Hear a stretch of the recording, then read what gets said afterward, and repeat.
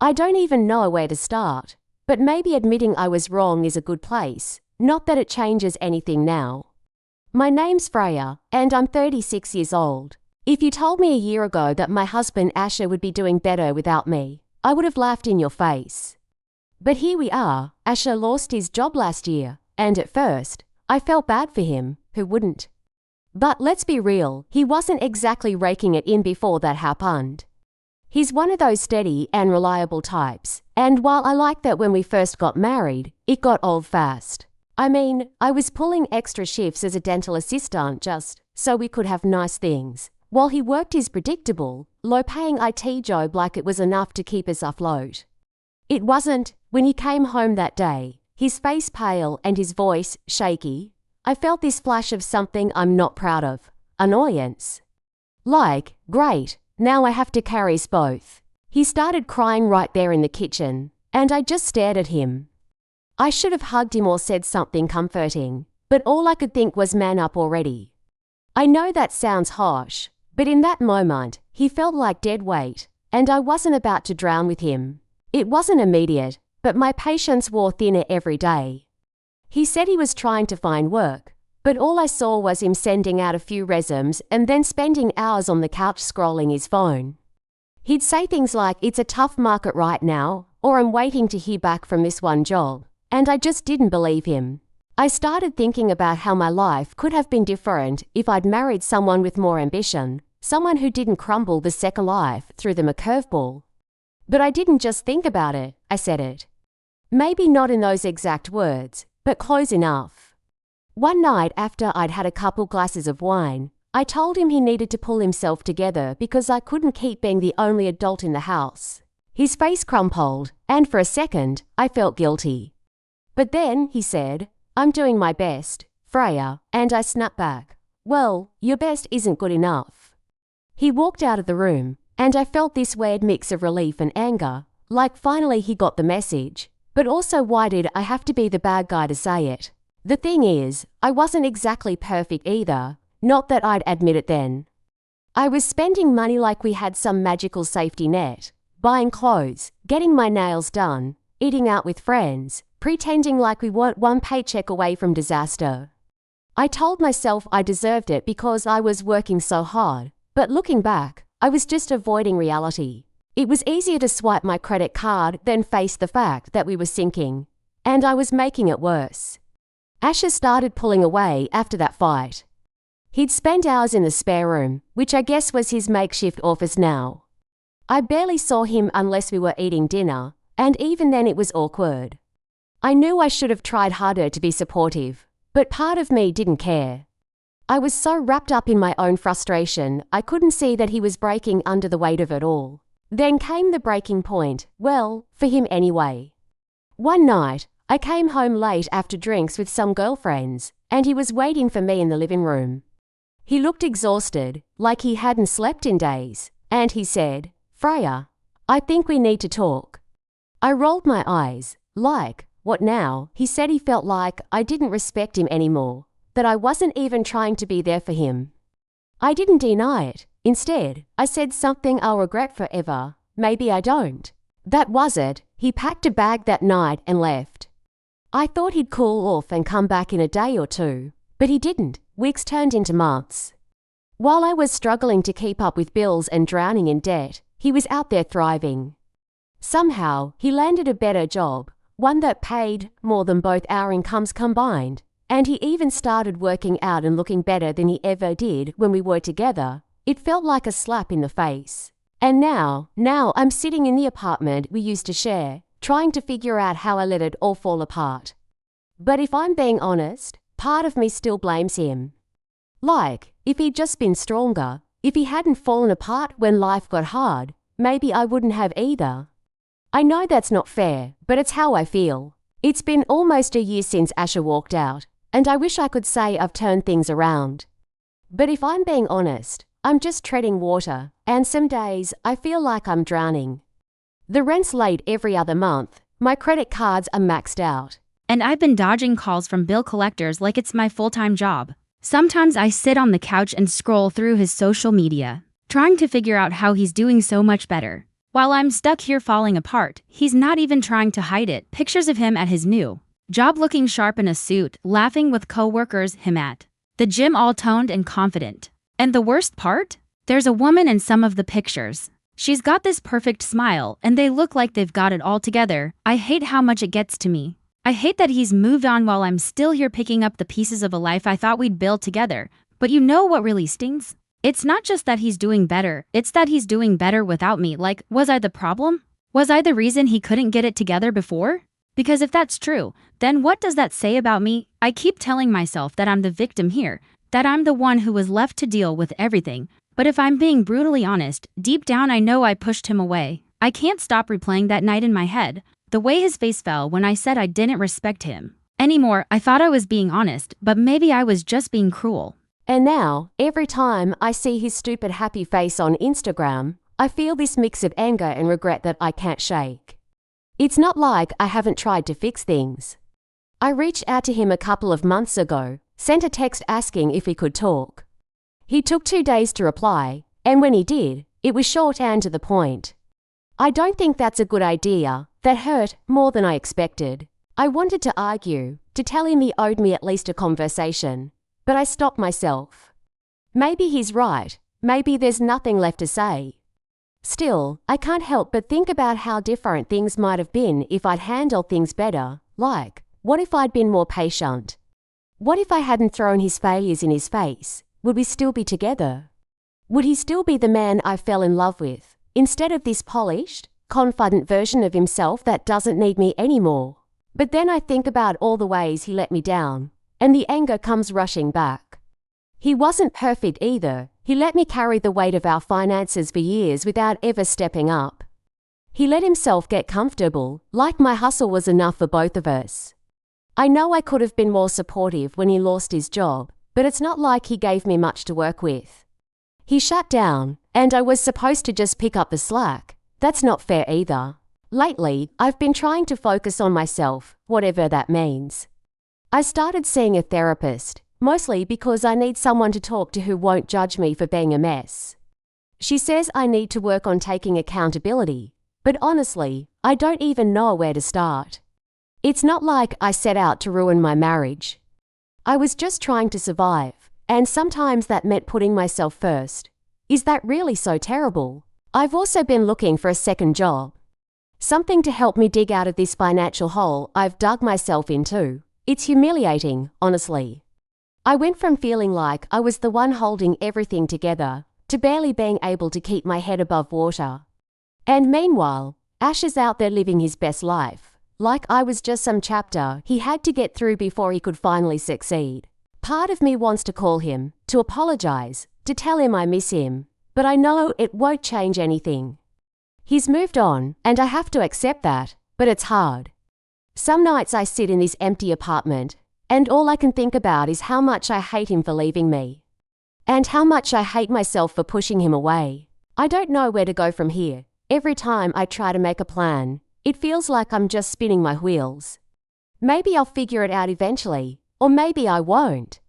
All I know is that the life I thought I was building is gone, and I'm left here trying to pick up the pieces. Let's get real. By now, I should have moved on. People say time heals, right? But for me, it's like time just sharpens the edges of everything I screwed up. I wake up every day thinking about Asher, and not in some I miss my husband kind of way. It's more like this constant, gnawing question. Why couldn't I make it work? What's wrong with me? After months of therapy, I've got just enough self-awareness to know I'm a mess, but not enough to actually fix anything. My therapist keeps saying, Freya, you need to focus on self-growth. Sure, great advice. But how do you grow when your whole life feels like it's frozen in the moment Asher walked out the door? With this guy named Thatcher a few weeks ago, and he was nice enough, I guess. He was a personal trainer or something, super into fitness, and I thought, okay, maybe I need someone like this. Someone who's all about bettering themselves. But halfway through dinner, he started talking about his 5-year plan and how he's saving for a house, and all I could think was, wow, I'm not ready for this. It just reminded me of all the things I thought Asher and I were supposed to do together, and I felt like a fraud sitting there pretending I had my life even remotely together. After Thatcher dropped me off, I sat in my car for what felt like an hour, just staring at the steering wheel. I wanted to cry, but I didn't. I don't know why. Maybe because crying feels like admitting defeat, and I'm not ready to admit I've lost, even though it's painfully obvious that I have. Then there's the financial mess I'm in. The second job I picked up at a coffee shop barely makes a dent in my debt. It's embarrassing to be 34 years old and barely scraping by, especially when I see people my age buying houses, going on vacations, and posting their perfect lives on Instagram. And don't even get me started on Asha's posts. The new woman, her name's Celia, by the way, of course it is, just got promoted at her job, and they celebrated with a weekend trip to Napa. I saw the pictures. She's all smiles, holding a glass of wine, and Asha's there looking like he's never been happier in his entire life. I hate her, not because she's done anything wrong, she hasn't, but because she's everything I'm not. She's got her life together, she supports him. She doesn't seem to resent him for things that weren't even his fault. She's the version of me that I should have been. And I can't stand it. Last week, I caved and called Asha. I know, I shouldn't have, but I needed to hear his voice, to feel some connection, even if it was just for a few minutes.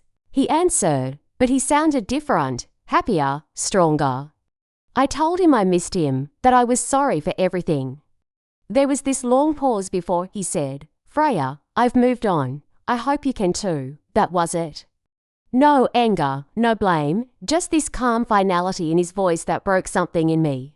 I hung up and sat on the floor, staring at the wall, replaying every fight, every cold look, every moment I chose to push him away instead of pulling him closer. And for the first time, I realized he really was gone. Not just physically, but emotionally, mentally. He built a new life, one that didn't have space for me anymore. So now here I am, still in this crappy apartment, still working 2 jobs, still barely making it.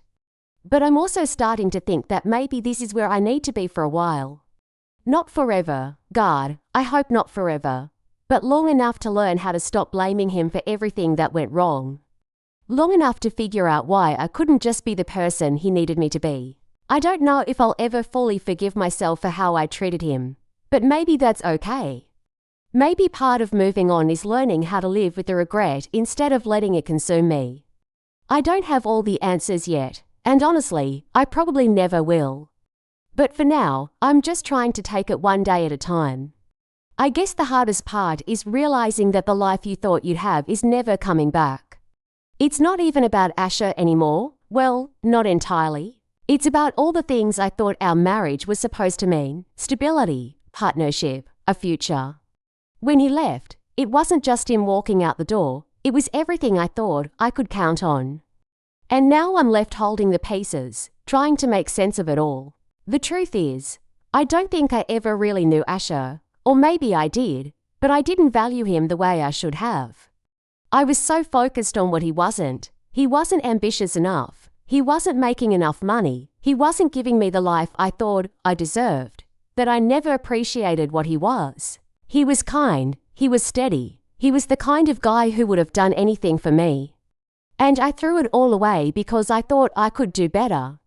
And now here I am, living with the consequences. It's funny, in a sad, ironic way. Back then, I thought I was the one carrying the weight of our relationship. I thought I was the one holding everything together, and he was just coasting. But now that he's gone, it's clear how much he was doing, even if it wasn't always visible. He was my anchor, and without him, I've been adrift, barely keeping my head above water. I think about that night he left more often than I'd like to admit. I replay it in my head over and over, wishing I could go back and take back the things I said. Wishing I could stop myself from pushing him away. But wishing doesn't change anything, does it? The damage is done. There's no undoing it. All I can do is try to figure out how to live with the regret. That's been the hardest part, honestly, the regret. It's like this constant weight on my chest, a reminder of all the ways I messed up. And it's not just about Asha. It's about everything, the way I've handled my finances, the way I've treated people, the way I've been so focused on what I don't have that I've never appreciated what I do. It's exhausting, carrying all of that around every day. I've been trying to make changes, though, small ones, but they're a start. I've cut back on my spending, not because I want to, but because I have to. I've started budgeting, something I should have done years ago, but better late than never, I guess. I've even started reading self-help books, which feels a little cliché, but I'm desperate enough to try anything at this point. Therapy's been helpful too, though I still struggle with some of the things my therapist says. Like when she talks about accountability, I get it in theory. I know I have to take responsibility for my actions. But it's so much easier to blame someone else, to blame Asher for leaving, to blame my parents for not teaching me how to manage money, to blame the world for not giving me what I thought I deserved. But deep down, I know that none of that changes anything. At the end of the day, my life is the way it is because of the choices I've made. And that's the hardest pill to swallow, knowing that I did this to myself. That I could have had a good life with Asher if I'd just been willing to put in the effort. To appreciate him for who he was, instead of resenting him for who he wasn't, but I didn't. And now, I'm paying the price. I haven't talked to Asher since that phone call, and I don't think I ever will. He's moved on, and I have to respect that.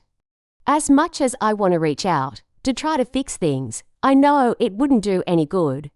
He's happy now, and I don't want to be the one to mess that up for him. He deserves better than that. He deserves better than me. So where does that leave me? I'm not sure. I'd like to think that I'm on the path to becoming a better person, but it's a slow process. Some days I feel like I'm making progress, like I'm finally starting to get my life together. Other days I feel like I'm right back, where I started, stuck in this cycle of regret and self-pity. But I guess that's just how it goes, right? One step forward, 2 steps back. What I do know is that I don't want to stay in this place forever. I don't want to be the bitter ex-wife, the woman who can't let go of the past. I want to move on, to find happiness again, even if it's not the kind of happiness I thought I'd have. I want to learn how to be okay on my own, without needing someone else to validate me or make me feel whole. It's not going to be easy, I know that much. But maybe that's the point. Maybe the things that are worth having are the things you have to work for. I didn't understand that when I was with Asher, but I'm starting to now. And maybe, just maybe, that's a step in the right direction. So that's where I'm at, trying to pick up the pieces. Trying to make sense of everything that's happened. Trying to figure out who I am without Asher. It's not pretty, and it's definitely not easy. But it's real, and for now, that's enough.